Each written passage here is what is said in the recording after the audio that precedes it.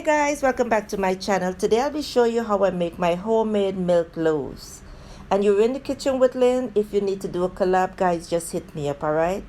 Let's get started. Over into my mixing bowl, I'm going to be adding 4 cups of all-purpose flour.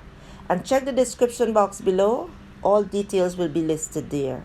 Some brown sugar, some salt, and some instant yeast. I'm also at this time going to add 1 egg, and the egg is optional. 1/4 cup of unsalted butter. And once I use yeast, guys, I love to use warm liquid. But in this bread, I'm using strictly evaporated milk. I did warm it. No water added here. Now I'm going to use the paddle attachment, and I'm going to set my mixer to 1. After mixing for about 1 minute, I'm going to go ahead and set the mixer to 2. This is going to help to beat that dough, with a more heavier rhythm there, guys. You want this mixture to mix for about 3.5 into 4 minutes. Once it's all done, I'm going to switch the mixer off. And at this time, you can see the dough has changed its color from white into a beautiful cream color. That is to tell you how rich this mixture is. So I'm going to flour my surface, and I'm going to pour the dough right over onto the surface. I am not going to mix this dough, or as a matter of fact, sorry, I'm not going to knead the dough. I'm just going to fold it in like this. And then I'm going to make a dough ball and place it right into the same mixing bowl that I used earlier. You can use another bowl to place your dough. This is a typical Caribbean thing, guys. Use a wet towel, paper towel, and let it sit for 1 hour. After 1 hour, remove the paper towel. Then flour your surface again and pour that beautiful, soft, and moist dough onto the countertop. Guys, look at this. This is a good dough. Now I'm going to cut my dough into 4. You don't have to do it the way I'm doing it, because this mixture gives you 2 loaves of bread. Alright, once you use 2 small pans, you can get 2 loaves. If you're using a big pan, you can do 1.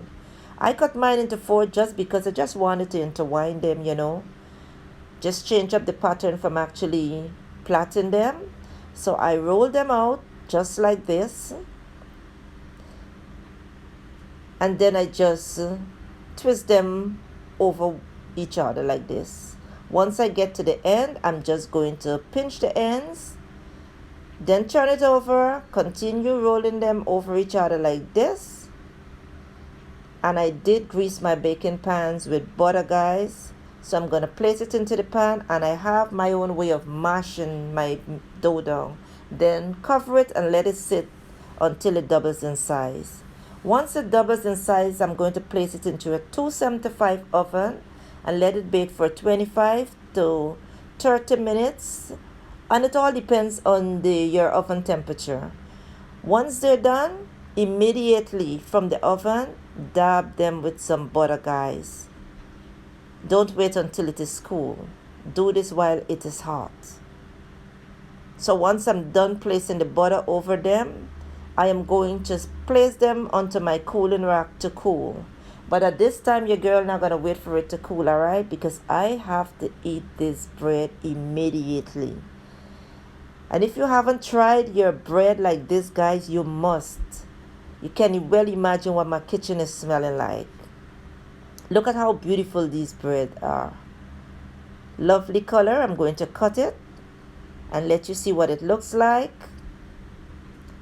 And this bread is delicious. Trust me, it is soft and it is a fluffy white bread. As you can see, very moist. What I'm going to do is place some butter onto this same piece of bread that I just cut. And I love to place the butter onto the bread when it is hot, because I love to watch the butter melts into the bread. Look at this, guys. So grab your Milo, your Ovaltine, your coffee, whatever you want to eat this bread with. And here you have it. Deliciousness in a plate, guys. Yes, so go right ahead, give it a try. Leave me a beautiful comment and enjoy. I will see you in my next video.